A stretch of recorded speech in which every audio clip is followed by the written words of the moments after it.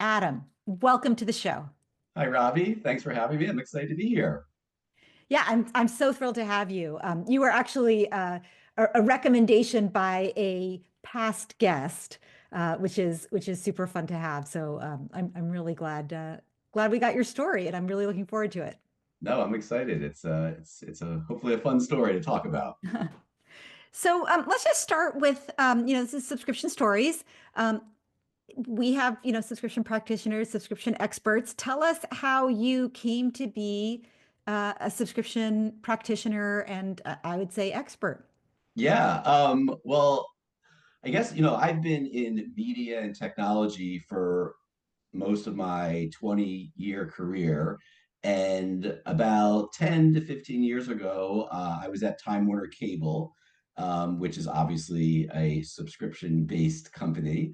And one of my roles there was to launch and run the new smart home security space, which was home security with thermostats, lights, a lot of the stuff that we take for granted now, remote, of course. And that was a subscription model. So that was my first kind of really running a subscription business.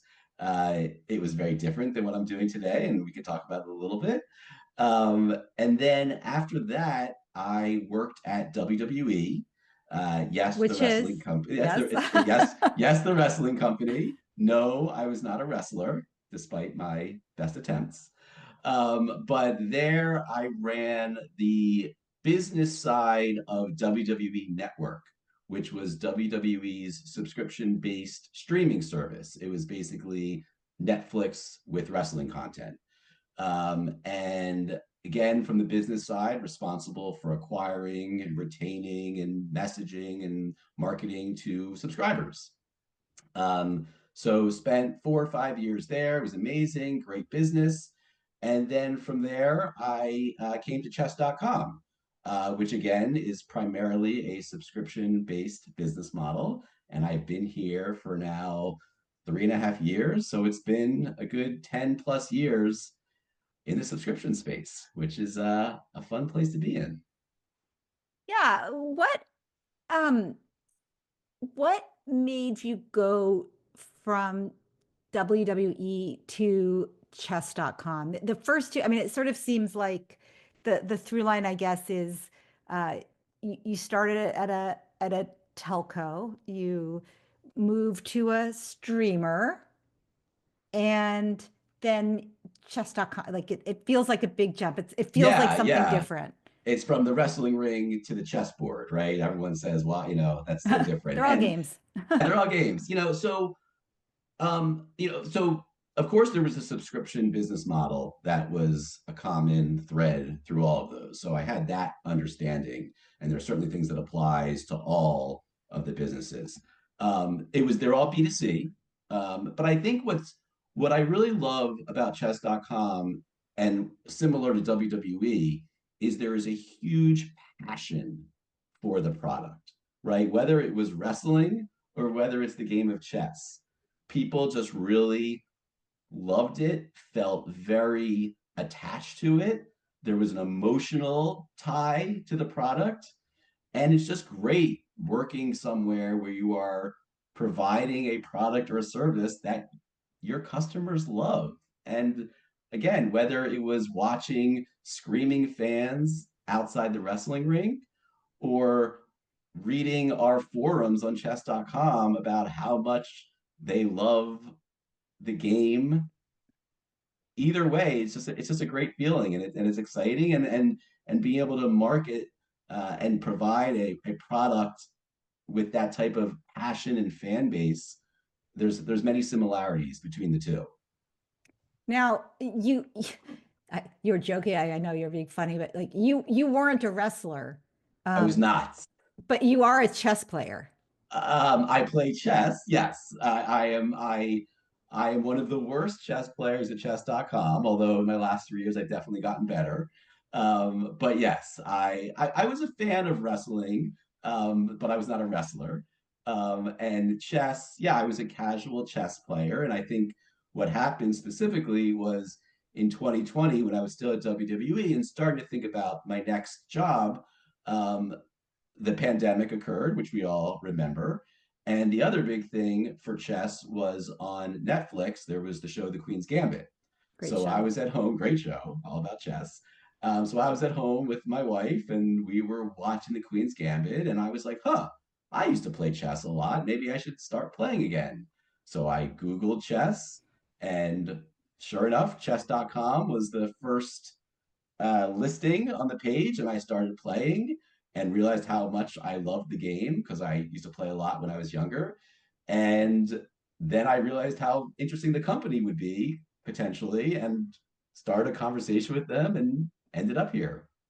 So you reached out to them. You were, yeah, Yeah, it was actually an interesting experience. It was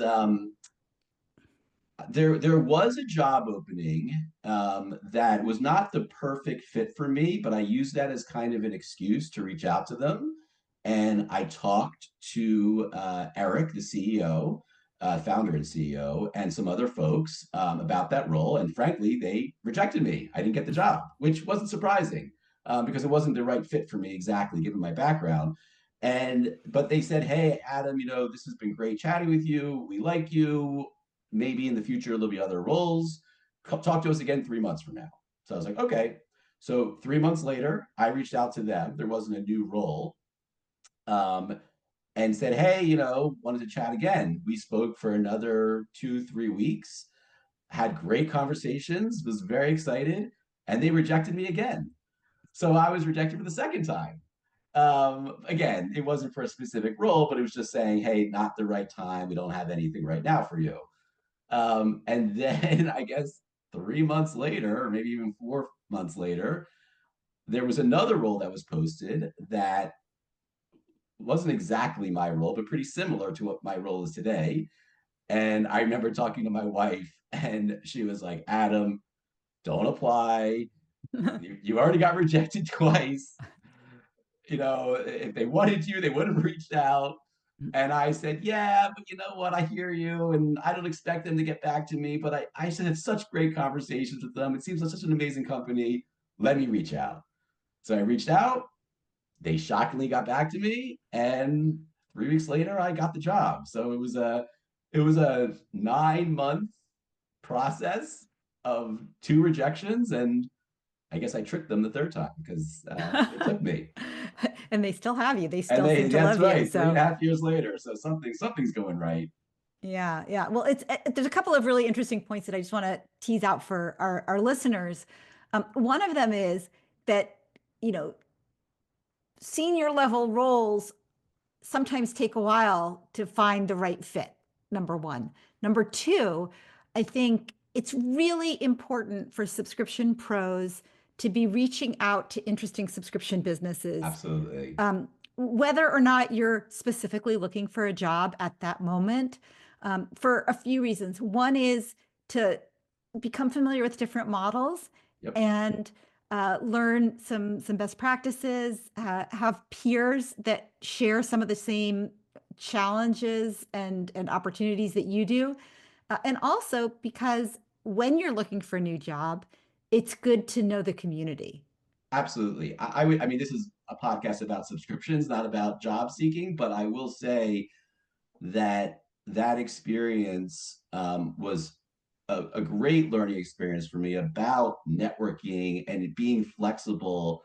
And I do think you alluded to this earlier, Robbie. That when in more junior in your career, at least in my experience, it's much more set. Like I'm looking for that job and I need that role. As you get more senior, both you, the job seeker, and I think the company who's looking to fill a job tend to be more flexible. Like I was applying for one role and I ended up in a different role. But even the role that I ended up with, what they posted, they changed a bit based on my qualifications. So whether it's subscriptions or not, I do Right. think the more senior you get, be aware that it's more fluid and conversations and networking and being open to different paths is much more important than when you're more junior and it's like, okay, I'm looking for this specific associate role or this specific marketing manager role, and it's much more cookie cutter. Yeah, yeah, such a great point. I totally agree.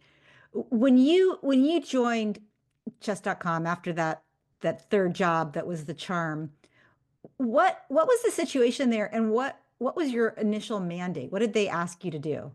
Yeah, so chess.com is a really interesting organization. And one of the reasons I was so attracted to it, and one of the reasons I still love it so much, is because while chess.com is a for profit company, it is unbelievably mission driven.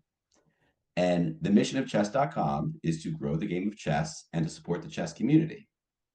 Um, Eric Alabest, our CEO and founder, has obsessively focused on that mission since the founding almost 20 years ago.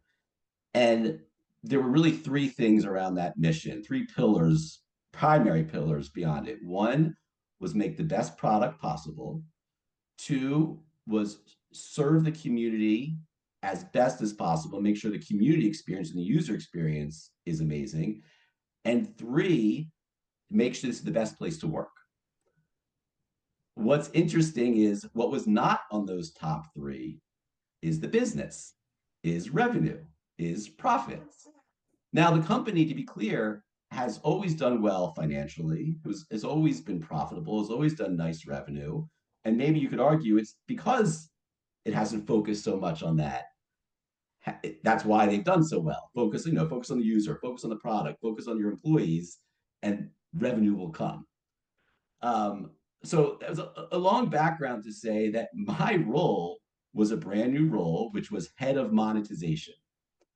And the joke a little bit was that I'm the bad guy, right? I'm coming into this company that doesn't want to focus on money and revenue, and I'm going to be the evil money guy.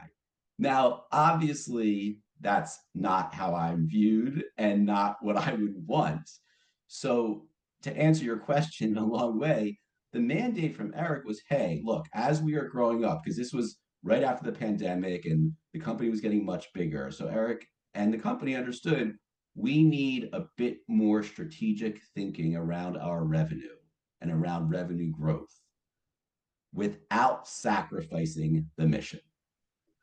And that's really what was my mandate was come in, help us grow our revenue, help us be more strategic about the revenue, but honor the mission, which is to grow the game of chess and support our amazing million, tens of millions, hundreds of millions size community. Yeah. So this is a challenge. It's funny.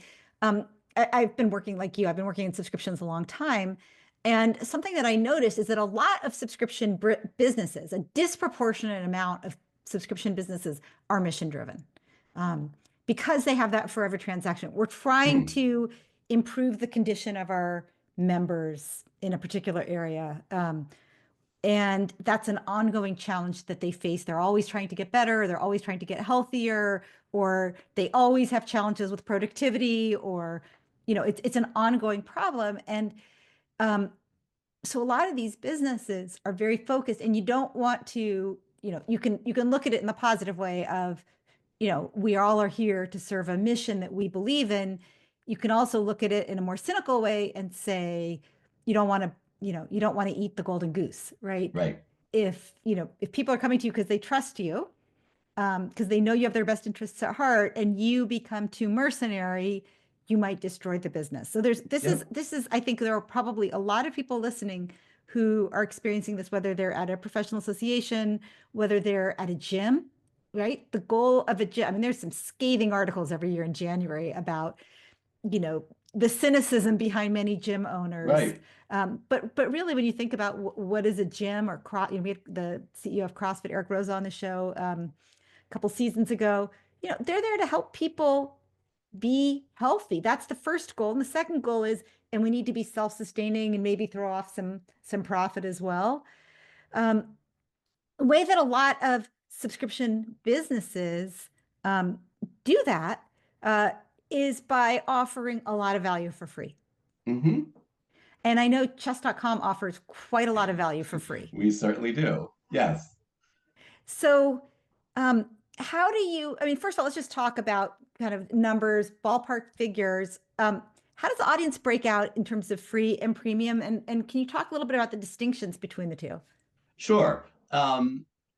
So we have almost 200 million registrants on chess.com. Now they're not all active, but 200 million people since the founding to date, almost 200 million have signed up, given us their email, set up an account.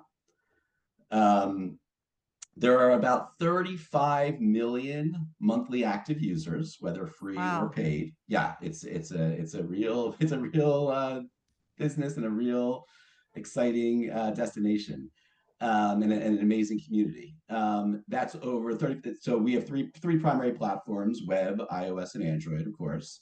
So that crosses all three of those. Like you mentioned, we're a freemium business model, so we have a free tier and a paid tier. We don't get into specific numbers, or we don't share specific numbers of subscribers, but I'll just say the vast majority of our users are on the free tier. And to your point about the mission, like that's wonderful. We want more people playing and loving and connecting with each other and with the game of chess. And our free tier enables them to do that without paying a dime. What you can do in our free tiers, you can play as much chess with whoever around the world, with the 200 million registrants or the 30 million MAUs at any time. You just play a game and there's someone there to play totally for free. And that will always be the case. We will always be letting you play for free. Um, our premium features enable you to improve your game with some tools. So we have things like puzzles, we have things like lessons, we have something called game review, which basically analyzes your game. Now, to be clear, and again, this gets to our mission, you can get puzzles, lessons, and game review for free. We have, but if you want unlimited, you then subscribe. So we really want to make sure that everyone, regardless of budget, can access this amazing game, play this amazing game, and get these incredible learning tools. And most people do that, and that's wonderful. The small percent who want it unlimited will subscribe, and that's wonderful also. I'll also add we have advertisements on the free tier, and you remove the ads if you're on the paid tier. But honestly, our advertisements on the free tier is very minimal. We could make a lot more money on advertisements if we wanted to, but we choose not to because we're not trying to make the free tier bad to drive people to subscribe. We want people to enjoy that free experience. So, how do you think about packaging the different tiers, free versus paid, um, when what you have is so generous and rich for free and kind of delivers on your promise, right? You can play, you can actually even improve, you can learn to get Yep. better, you can, lessons and puzzles and things to work on. Um, how do you, as an organization, decide what goes behind the paywall and what stays in front of the paywall? Um, and when it's time to, there's this concept of a rule of 40, which is, how much do you want your revenue to grow Yep. versus your Margin. profitability? Yeah, your margin and also the question of, monthly active users. That number could be super high and both of those other numbers could stay flat, right? Right. So, what are the conversations like on your exec team when you're talking about should we focus more on revenue growth, user growth, Sure. member satisfaction, or margin? Yeah. So we view revenue not as a goal to enrich shareholders, to enrich executives, to put us all on a beach someday. We view revenue as fuel for the mission. We want to make money and enough money so that we can reinvest it in the product, in our users, in our employees to further the mission. So when we have conversations about, well, do we need to balance, you know, the free growth versus revenue, it's really a question of how much revenue do we need to build, put back in the business to again grow this mission. Now, yes, there are certainly business factors going into play, and we have margins that we'd like to hit and revenue we'd like to hit. But unlike any other company I've worked at, it's not like, okay, we have got to hit this number. So do whatever you need to do to hit this number. Um, so I just want to be clear that, and I'll come back and answer your question specifically about, what goes behind the paywall.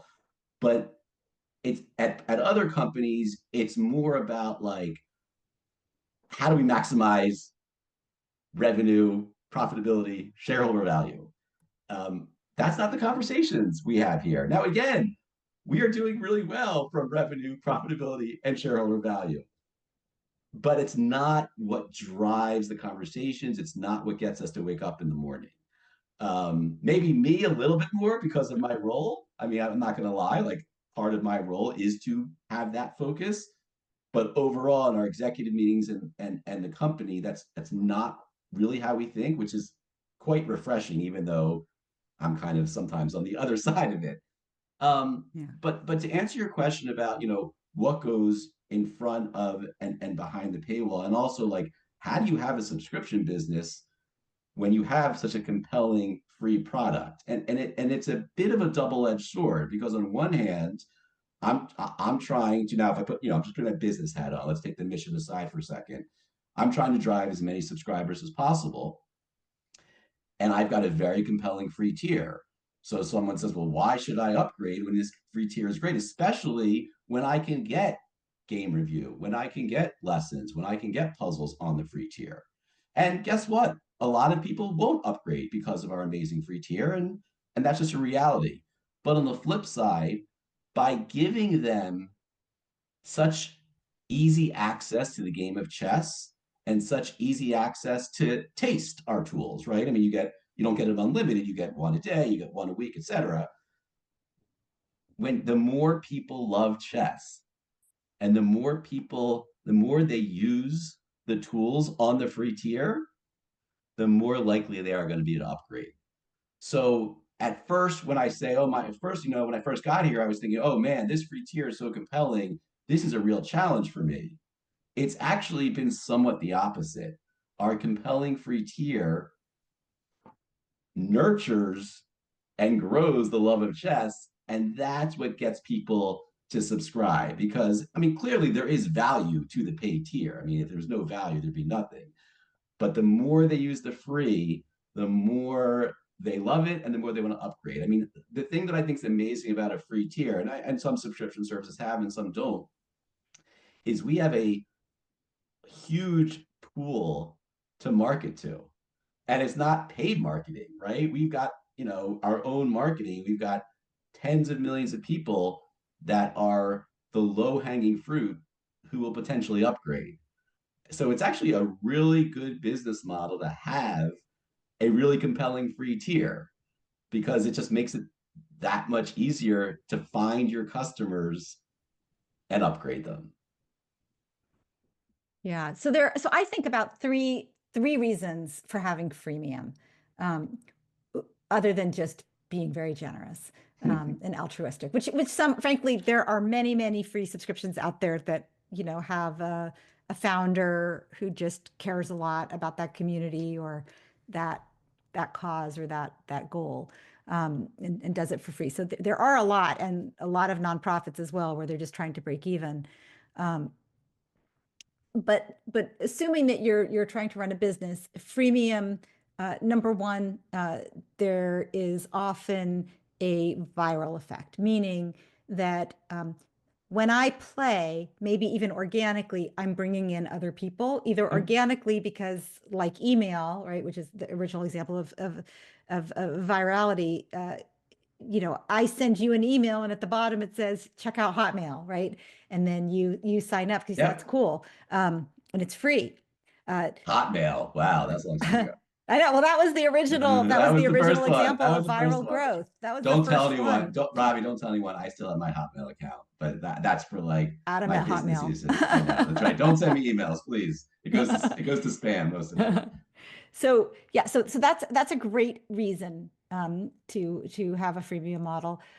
Second great reason to have a freemium model is if there's a network effect. That Yeah, is, for each paying person, each free person, each non-paying person that joins creates more value for the people who are paying, right? If nobody absolutely. else was on LinkedIn, right, it wouldn't be valuable to the recruiters and the salespeople and the job seekers who are willing to pay for their subscription. And then Absolutely. the third reason is what you describe, which is, or what you have described, which is that you're driving behavior change. People don't think they're going to need the product as much as they actually do. And they keep bumping up against a paywall and eventually realize, wow, I actually really do use this a lot. Yep. Um, do Yeah, you? and to your second point around the network effects, I mean, that's huge at chess.com, right? Because again, we have tens of millions of people on the site. To your point, I get value from everyone else who joins. And the best example is at any time of the day, no matter where you are in the world, if I want to play a live game, and we have so many variations of live games, right? You can do a fast game, a slow game, blitz, rapid, different variants. Within 5 seconds, if not less, I will be paired with someone else. And that ability to do that. And by the way, I mean, our technology and the product team that enables that is unbelievable. We spend so much time and energy to make sure that you can do that is huge. And I think that's a lot of the value of chess.com. And that's why community is a huge pillar of what we do as a company. But sorry, you were going to ask something, Rami. Yeah, no, I'm interested in that because I was the thing I was going to ask you is of those three elements, do you do all three? Do you do two? Do you do one? Yeah. So obviously, I talked about number three.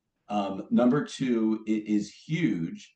And number one being the viral. I mean, absolutely. Certainly, when some person uses chess.com, they're marketing it. Our app is a viral marketing tool. Like if you're on the subway and you see someone using chess.com, and because it's free, they can easily be like, oh, yeah, let me play. Like the number of times that my friends have seen me play and they're like, oh, I want to download it and I want to play. Just bam, done. And then we can play a game right away. So those connections, and like we spend a lot of effort. This is not the subscription side of things, but on friends, on connecting. We have you can set up a friends on chess.com and have a friend network, and you can play with your friends, you can play with strangers. So yes, that, and then we have clubs and we have communities, and you can have your own community, you can have your own chess club. So setting up all of that network and virality is huge, whether it's on the free tier or the paid tier.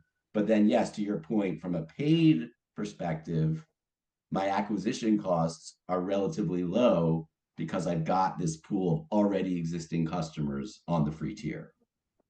Yeah, yeah, it's interesting. I mean, there's a lot of analogies in what you're saying to another guest that we had on the show, David Lorsch, Chief Revenue Officer at Strava, which Yep. is also a very mission-driven organization. Yep. We love Strava. Yeah, Oh trying to yeah, connect the yeah. world's, yeah, Yep. connect the world's athletes. I mean, it's a lofty goal, and for many You'd be shocked years. how many chess players are hardcore athletes, by the way, both professional and casual. Like there's something about the passion. I'm always amazed by how in shape chess players are, maybe even more than wrestlers, but don't tell them I said that.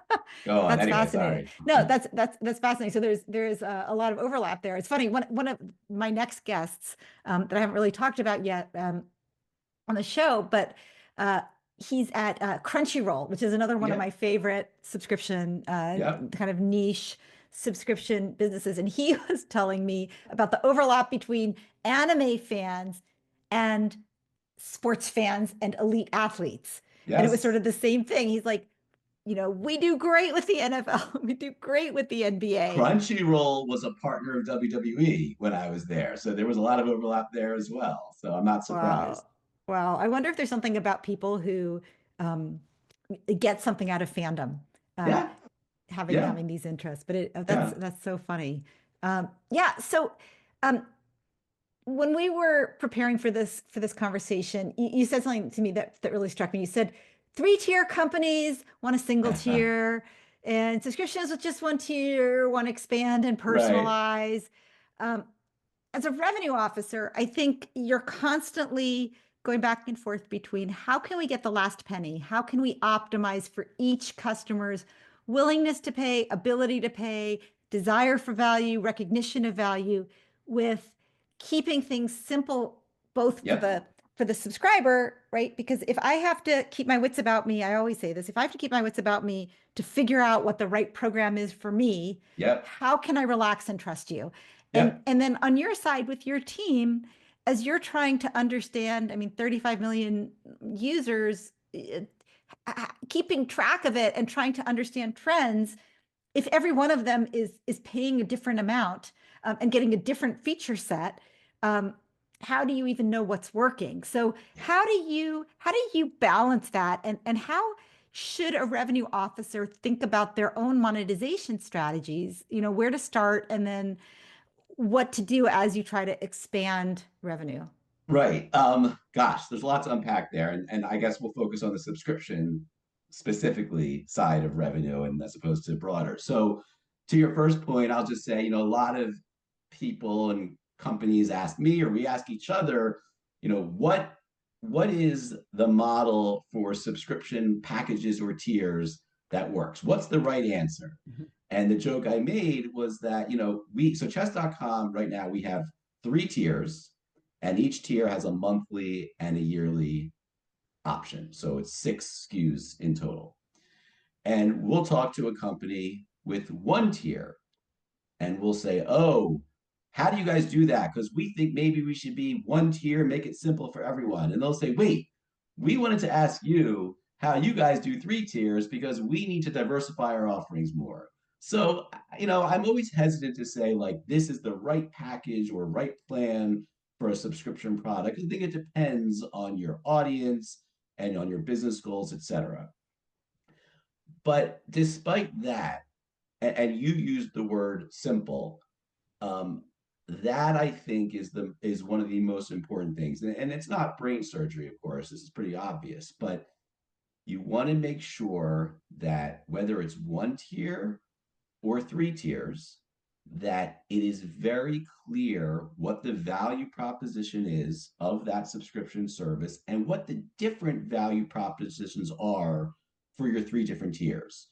And I think that's one of the things when I started chess.com that wasn't so clear. We had a little bit of a mix of different numbers of lessons in one and then more lessons in the other. And some of you look at our tier structure and it was a little bit, as a user, I would be like, well, I'm not sure exactly why I want gold versus platinum versus diamond. So one of the first things we did is we made much clearer demarcations between what, again, our three tiers are gold, platinum, diamond, of what they were. And I don't want to overplay this because it's not so cookie cutter as I'm about to say, but we somewhat tried to make them different for different types of audience. So people who wanted to have a bit more fun and were a bit more into puzzles were in gold tier. And people who are into, wanted to learn and really analyze their games were in the higher tier. So we moved game review to the higher tiers. So it was much easier to say, okay, I can now look at your membership page, more easily understand the differences between your different tiers and pick. So that's kind of, again, while I'm not going to tell anyone you need to have one tier, two tier, three tiers, etc., monthly, annual, I do think make sure it's very easy to understand the differences and make sure the value proposition is there, especially in a subscription business, because I might buy a shirt, thought it was great, and then obviously it wasn't great, and well, I'm out $30, but I'm never going to buy that shirt again. But a subscription, obviously, you need them to have value and keep value. And so, a lot of people, I think it's, people say, well, how do you acquire and retain subs? It all comes to two things. What I've always seen in my career, and all the, whether it was cable, content, or chess game. It's about price and the product, right? The other things that we spend time on, and we should, whether it's customer care or whether it's getting the right special offer or the right marketing message, all of them are important. But at the end of the day, especially with subscription, they're going to come and they're going to leave if they're feeling like the product is not valuable enough or it's too expensive. So that's kind of my always message to subscribers, like subscription businesses. Keep it simple. Make sure your value proposition is there and will and steady, and obviously make sure the price is right so it's affordable. Again, Yeah. maybe quite obvious, but sometimes I'm surprised when I look at some subscription products that it's not clear exactly what I'm getting and why I should stay. Right. Right. I mean, there's two different moments, right? There's the acquisition moment where it's good enough to get them to try, but then there's a retention moment after moment after moment that you have to keep a subscriber different from, you buy the shirt and, if you spill, if you spill spaghetti sauce on it the first time, that's your problem. Right, right. Right. And if you wear it out and feel, it's scratchy or it doesn't feel like the right thing to wear for work, um, it's too bad, it's yours. But with subscription, if you subscribe, let's say to Rent the Runway or one of the other, many now, all the new subscription-based clothing companies, if you Sure. don't like the assortment they give you, you're going to cancel. So that moment of transaction is just the starting line. Um, Yep. and the And product really matters. what I think is kind of cool about chess, like any subscription service, you have to kind of you have to keep the value. So you often have to introduce new features, or if you're a content company like WWE, you have to keep introducing new content. At chess, yes, we are always innovating and we are always introducing new features to keep things fresh, whether it's on the free side or on the premium side. But the beautiful thing is the game of chess is over 1,000 years old and in itself just has this natural little, and you can learn the same game. I mean, I've been playing, very intensely now for over 3 years. It's the exact same game, and every day it's a different experience. I'm learning something new. So there's a natural sense of, it actually feeds itself well to a subscription model because even without the product changing, I feel like it's a brand new product almost every single day. Amazing. Um, do you have time? I know we've talked for quite a while, and there's a lot of other questions I could ask you, Go but ahead. No, I'm good. are you good? Okay. Do you have time for a speed round? Uh-oh. I wasn't warned about this, but yes, Okay. let's do it. Um, First subscription you ever had? Um, The Economist in college. Oh my God, that's so embarrassing. It's I great. think It's a great subscription. my professor of macroeconomics told us all to get The Economist, so I did, and I used to really read it hardcore. Oh, that's amazing. They have a really interesting subscription strategy.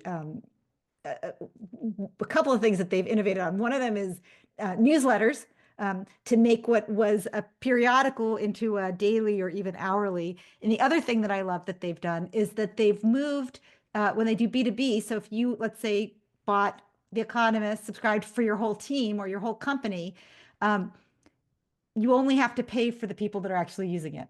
They have See so that much conviction that their that product is good. well, that's actually brilliant. I think a lot of people I remember in college they'd have The Economist on their shelves, but they didn't actually read it. It was kind of a little bit of a trophy. But yes, Yeah, there's a it, there's a signaling factor to The yeah, Economist for sure. absolutely, Um, absolutely. okay, your favorite subscription today, other than chess.com? Um, I I am a New York Times addict. I subscribe to the physical paper on weekends. Of course, I subscribe to the digital paper, all digital content all week. I use the New York Times games. I we have a competition within chess.com for spelling bee and Wordle. We don't do connections yet. So I am a huge New York Times advocate, reader, fan. Awesome. A subscription that has inspired you with its freemium model. Um,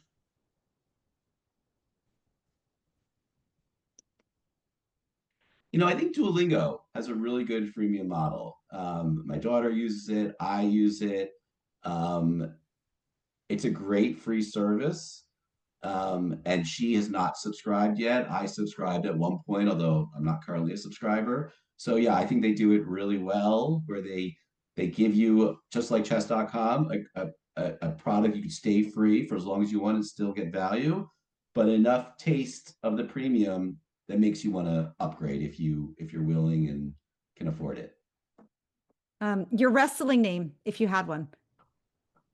The Flying Jew. Can I say that, or is that not PC? Uh-oh, we might have to edit that No, out. I don't know how many wrestling names are PC, so I think that's fine. Your favorite game other than chess. I love the game I haven't played in a long time, Halo on Xbox. In business Awesome. school, we used to play like 10 of us. This is before it was like the original Halo. You couldn't even it wasn't even online. You'd have to do a local area network. And we would literally bring 4 televisions to someone's apartment or dorm, hook it all up via Ethernet, and we'd play. It got so popular that a professor started joining us as well. So I loved Halo. I'm trying to get my kids into it now. It's not as hot as it used to be, but we'll see. That's so funny.